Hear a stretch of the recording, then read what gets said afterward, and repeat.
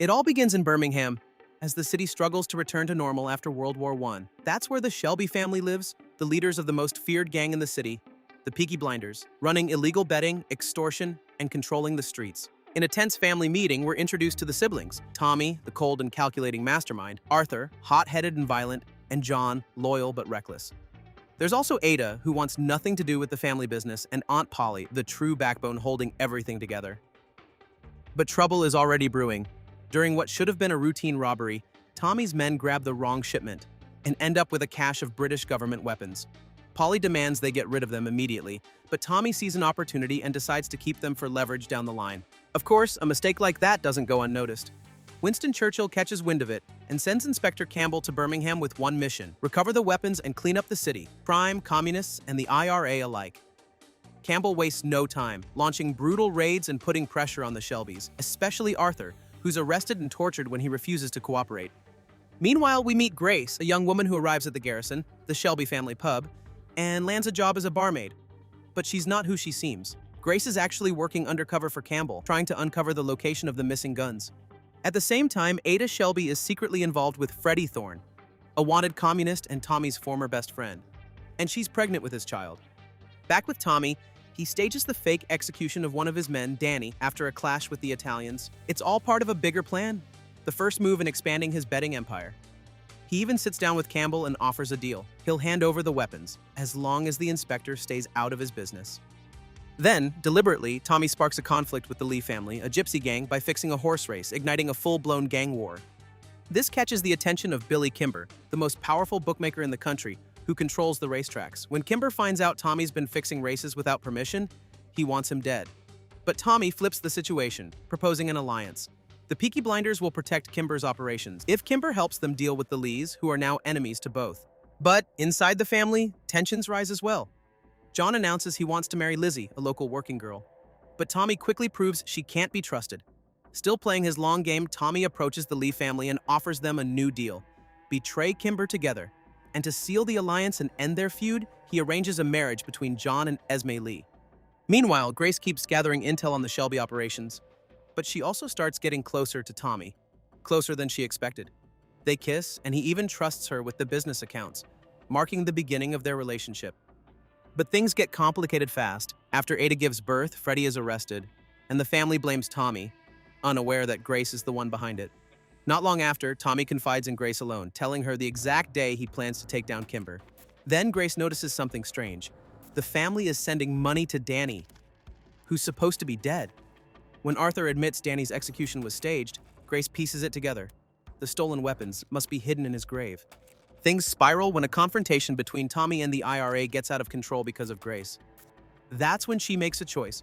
She quits being a spy and gives Campbell the location of the weapons, but only in exchange for Tommy's protection. By now, she's fallen for him. Campbell retrieves the weapons and, in his excitement, proposes to Grace, but she turns him down.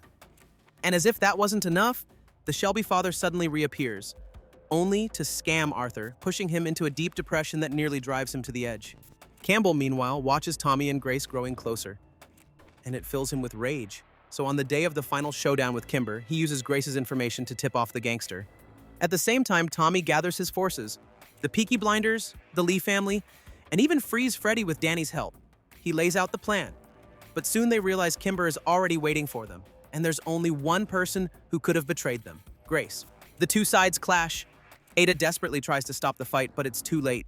Kimber shoots Tommy. At the last second, Danny steps in and takes the bullet, passing away to save him. Without hesitation, Tommy executes Kimber, ending the war once and for all.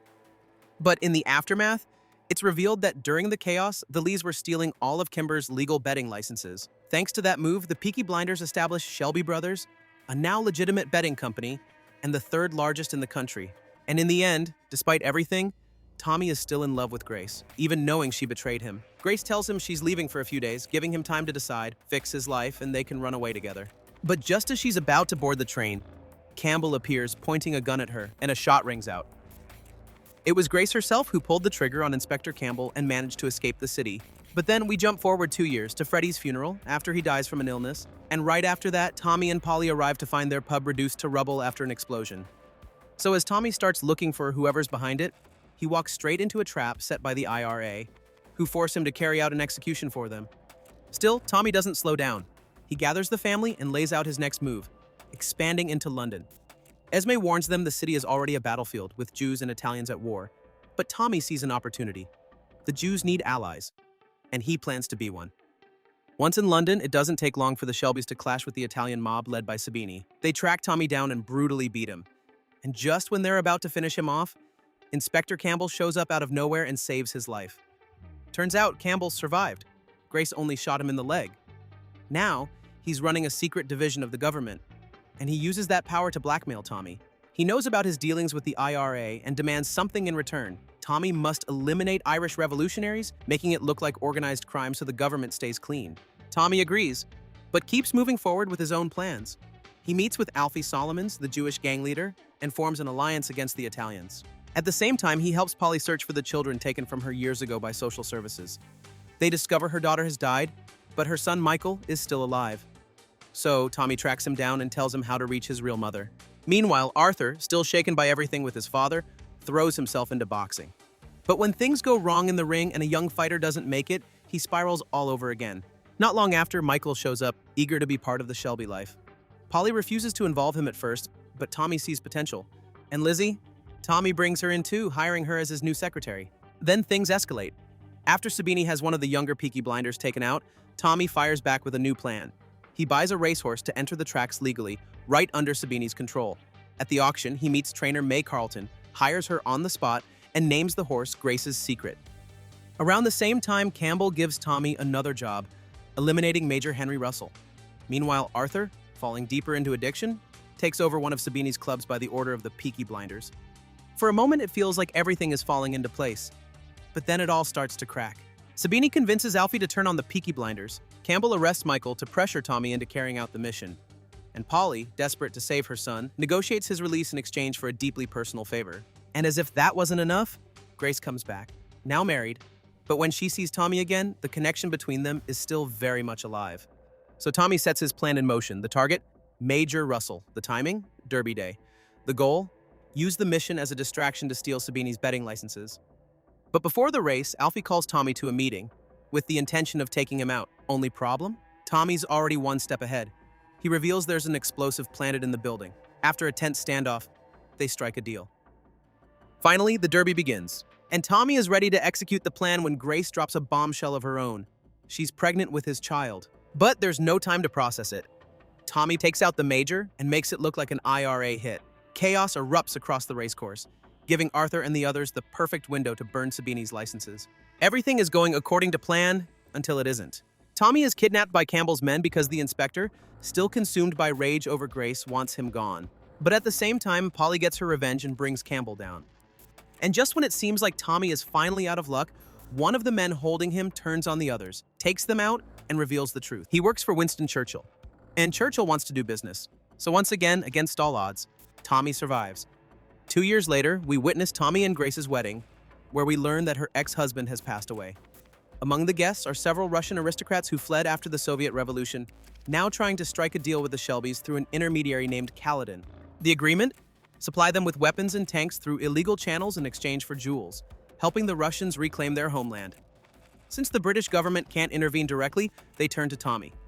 But when Kaladin makes a critical mistake by giving away the code and jeopardizing the operation, Tommy is forced to deal with him. From there, we see just how far the Shelby Brothers Company has come. They now run a legitimate shipping empire, while also smuggling alcohol into America during Prohibition. On top of that, Tommy is involved in a dangerous arrangement with Father John Hughes, a priest working for Section D, a secret branch of the British government focused on covert operations. While Tommy navigates international politics, John and Arthur meet with the Italian leader Changretta to negotiate territory. But things spiral out of control when John ignites a full-blown gang war, leaving Changretta's son blinded by a razor hidden in his cap. True Peaky Blinders style. And the retaliation doesn't take long. During a charity dinner hosted by the Shelby Foundation, the Changrettas strike back.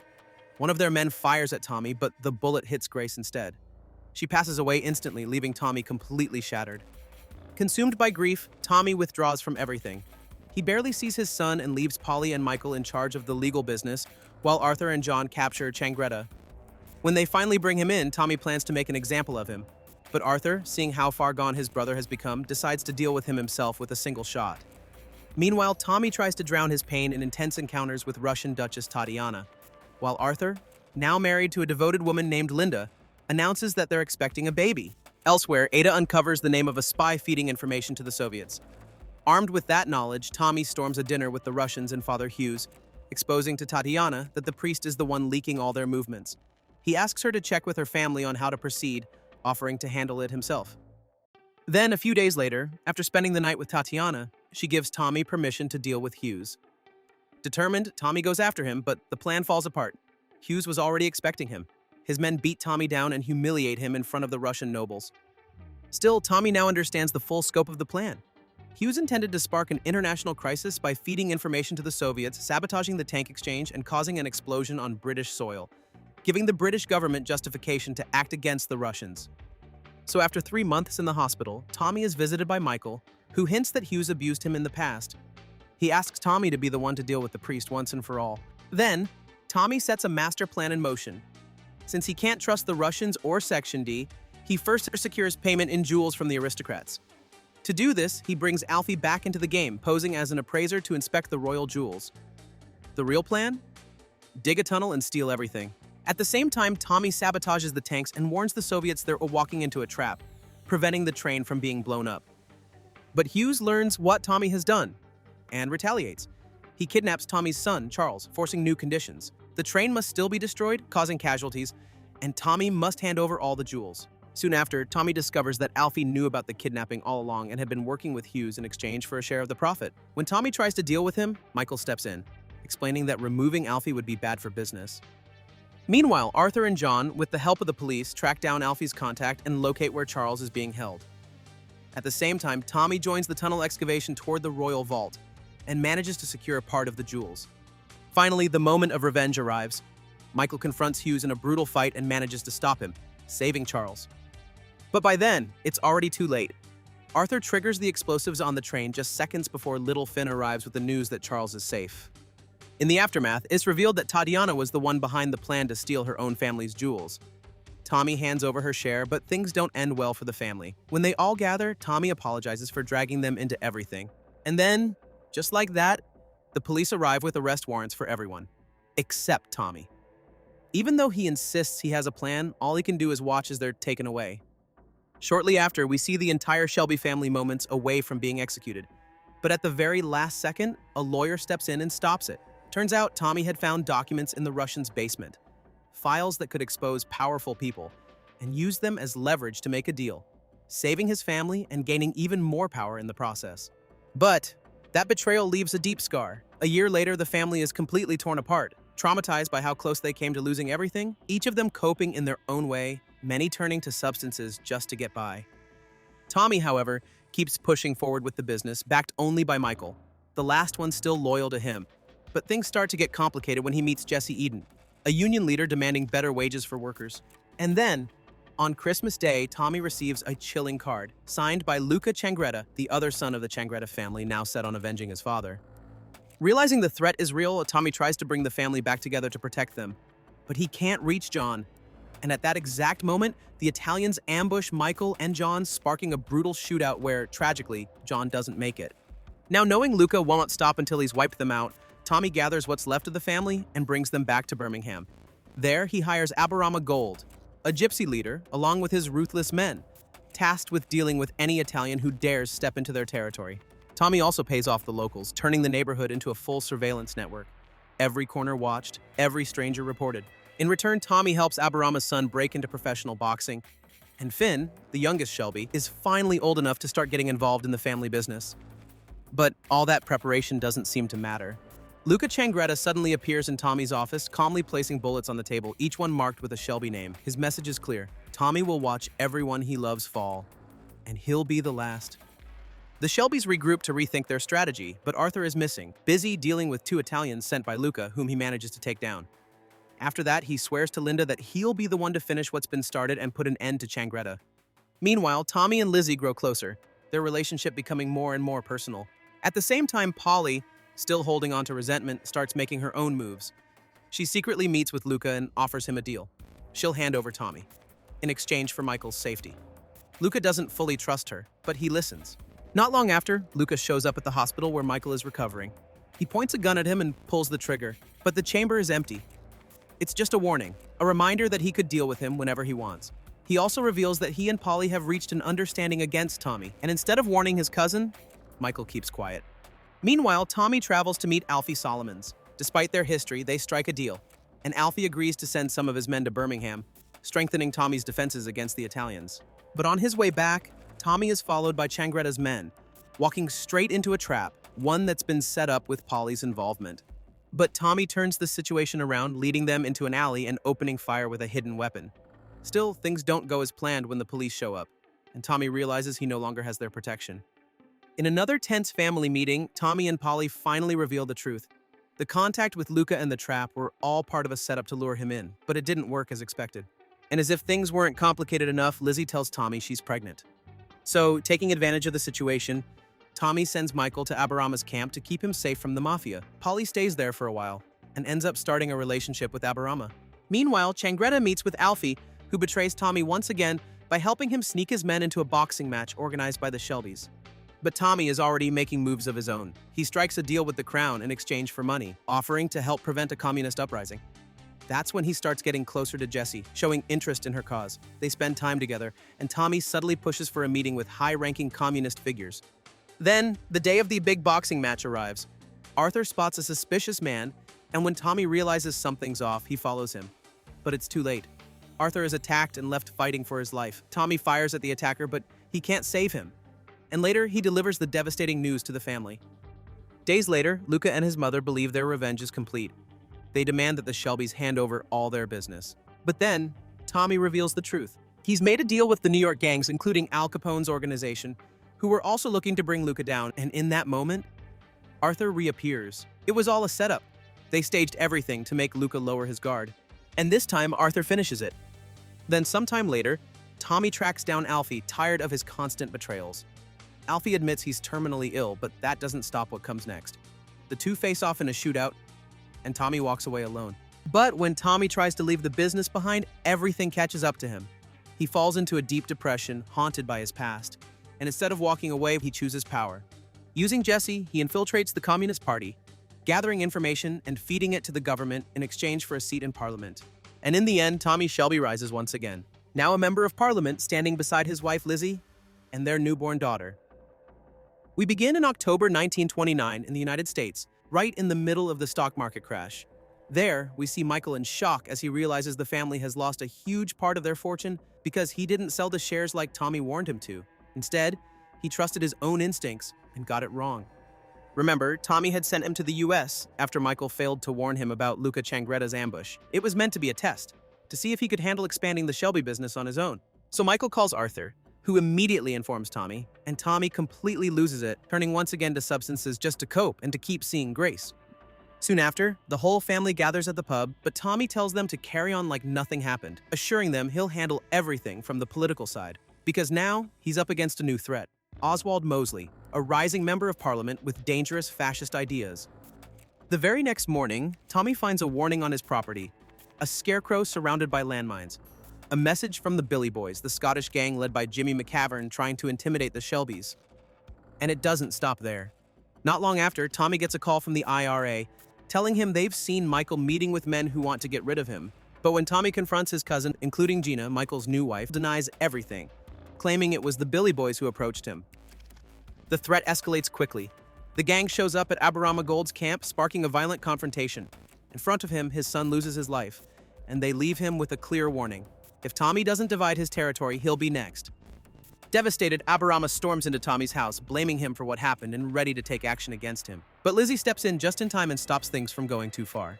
Then Tommy continues with his political ambitions and meets with Oswald Mosley, who keeps pushing his fascist ideology and eventually convinces Tommy to join his new party. But as always, Tommy is thinking ahead. He secretly contacts his ally in the government, Ben Younger, offering to become an informant against Mosley. Meanwhile, Aberama decides to avenge his son and ambushes the Billy Boys, covering one of their men in tar as a warning. But McCavern doesn't hesitate to strike back. And when his men return to Aberama's camp, everything erupts, making it clear that war has begun. And on another front, Arthur and Linda's marriage starts to fall apart. When Arthur realizes Linda has grown close to a man from her church, he lashes out violently. So Tommy meets with Jimmy McCavern to negotiate a truce, offering to share profits, and even leaving a £500 check as a guarantee in case the deal is broken. But the brief calm doesn't last. Chang, who everyone believed had passed away, suddenly reappears with a shipment of opium and takes Finn hostage to pressure the family. Tommy gives in, agreeing to transport the substances in exchange for a large sum of money. He even convinces Polly it's a good deal, promising that Michael will regain control of the company. But things take another turn when Mosley shows up, proving he knows far more about the family than he should. Under all that pressure, Tommy's hallucinations of Grace grow stronger. Then comes Lizzie's birthday party. Aberama proposes to Polly, and out of nowhere, Linda bursts in with a gun, ready to take Arthur down, but Polly reacts first and saves him, turning the celebration into total chaos. Linda is badly injured, but she survives, and Mosley uses the scandal to officially launch his political party. Soon after, he forces Tommy to fire his Jewish lawyer and strikes a deal with McCavern, demanding part of Tommy's territory. This pushes Lizzie to confront Tommy, but he brushes her off. Arthur isn't doing any better either. Linda decides to leave him for good. And just when Tommy finally gets evidence against Mosley, he realizes it's useless. Parts of the government have already been swayed by him, and Ben Younger loses his life in an explosion. He had been in a relationship with Ada, leaving her completely broken. And things only get worse. The opium deal collapses, the shipment is stolen, and shootout breaks out. Even though they manage to recover the shipment, Tommy decides it's time to act. So he brings in Barney, an old friend and expert sniper, with a plan: take Mosley down during a public rally and shift the balance of power. Tommy then meets with Winston Churchill himself, who urges him to do whatever it takes to prevent another war. But Arthur begins to suspect that someone within the family is leaking information. And he's right. Finn, without realizing it, shares key details of the plan with his friend Billy, who passes it on to the other side, becoming the informant who will ruin everything. Meanwhile, Michael is still trying to push Tommy out and take control of the company. But Tommy and Arthur confront him, and Tommy reveals the full plan. Barney will take Mosley down during the rally, while Aberama will have the chance to get revenge on McCavern in the chaos. And of course, Tommy reaches out to his old immortal friend, Alfie Solomons, who somehow survived the shot Tommy once fired at him, and convinces him to spark a riot during Mosley's speech.